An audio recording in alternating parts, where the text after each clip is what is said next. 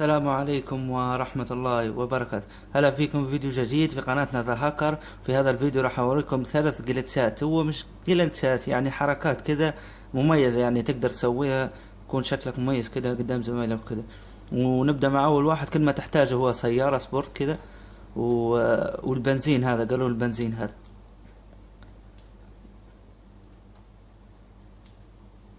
قالوا البنزين هذا تجي عند ورا السيارة وتحط كذا مي بنزين كذا. ما ترش، ما في داعي ترش على السيارة، بس حاول كذا تحط على السيارة من ورا حواليها كذا وتركب السيارة عادي وتطلع عادي. تاخذ شوي مسافة كذا وبعدين تلمس الاكس، تلمسها كذا. عجيب عجيب والله.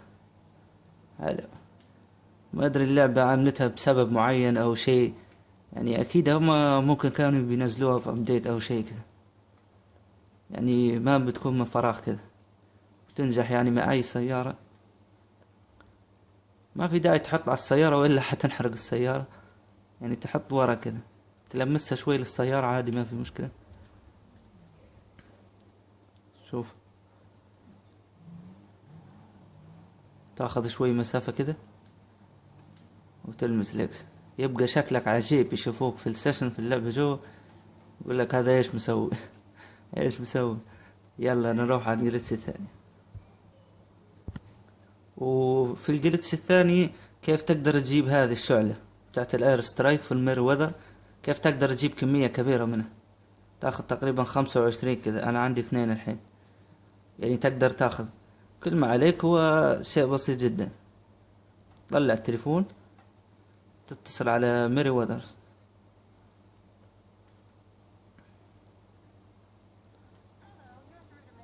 وتختار الأخيرة هذه. زي ما قلت لكم هذه آخر خيار، اير سترايك. تدق عليهم وتاخذ، يعطوك الشعلة هذه. ما ترميها، خليها معك، ما تستعملها. راح تجي الطيارة الحين، تجي الطيارة وتروح، ما تستعملها، خليها عندك. وهذا هو. شوف الطيارة اجت وراحت، ما ضربت اي شيء، ما لقت هدف. وخلاص خليها معك. وكل تقريبا 5 دقايق او شيء مثل هذا تقدر تطلع شعلة وتدق على ميري وذر. ما اقدر الحين، بس تنتظر شوي وقت لازم.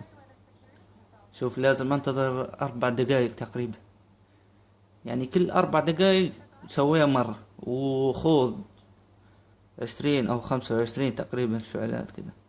الحين معي 3، اسويها بعد 4 دقايق يصير 4، اسويها بعد يصير 5. ويكون شكله عجيب، يعني ترميها على اصحابك كذا، يعني جلتش بدون هاكر او اي شيء. شكلك يكون حلو. شوف، لان ما تنباع برا يعني. يلا نشوف الجلتش اللي بعده. والان معي الجلتش يعني اللي الاغلب يسأل فينا عنه كثير، يعني هو كيف تفتح هذه الطيارة معروفة عندنا، كيف تفتحها من وراء هذا. الكل يسأل ويقول كيف ما ادري ايش مني. هوريكم كيف تفتح. اول شيء تطلع على الطيارة، ما تضربها بسلاح ولا اي شيء من وراء. موضوع بسيط بسيط جدا، لكن فيه مشكلة واحدة راح تشوفوا ليش. ما تحتاج معك احد او اي شيء. تطلع تاخذ شوي مسافة كذا وتخبطها كذا من ورا، تخبطها شوي شوي. شوفوا كيف اعمل.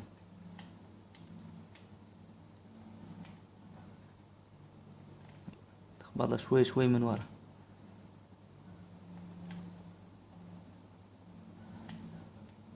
شوفوا بدأت تفتح معي. ما تاخذ مسافة عالية فوق عشان ما تتأثر الطيارة. ويلا فتحت.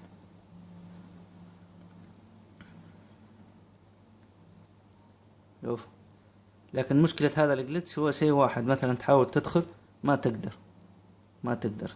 مقفول الطيارة، ما تقدر تدخل. شوف، ما في اي طريقة، جربنا كل شيء، للأسف ما تقدر تدخل ابد جوه، ما تقدر. هذه هي المشكلة الوحيدة، لكن تقدر تطير بها كذا واللي يشوفوك في السجن او شيء يقول لك كيف سواها هذا، كيف عملها وكذا. يكون شكله فعلا فعلا مميز. اوريكم اخر شيء في نهاية هذا الفيديو. والان مع اخر شيء يعني، وهذه الطيارة الكل يسأل كيف تقدر تفتحها، يقولون تفتح وما ادري ايش وكذا. لكن هذه الطيارة للأسف حاولنا ألف مرة وكل طريقة، الطيارة هذه ما تفتح من ورا، ما تفتح، ترميها برصاص من هنا، ترمي أي شيء ما تفتح أبدا. في طريقة واحدة أنك تدخل جوه، أدخل واحد جوه وأقدر أنا أسوق الطيارة عادي وكذا. الطريقة هذه لو تبغوا أنزلها لكم فيديو لوحدها كذا، بس هو يكون جوه داخل هنا الطيارة، ما حد يشوفه، هو يصير جوه لكن مقفول عليه. حوريكم كيف يدخل في فيديو ثاني لو تبغوه. وان شاء الله تكونوا استفدتوا من هذا الفيديو. وطبعا لا تنسونا في اللايك والاشتراك الجديد معنا. وكان معكم في قناتنا ذا هاكر، والسلام عليكم.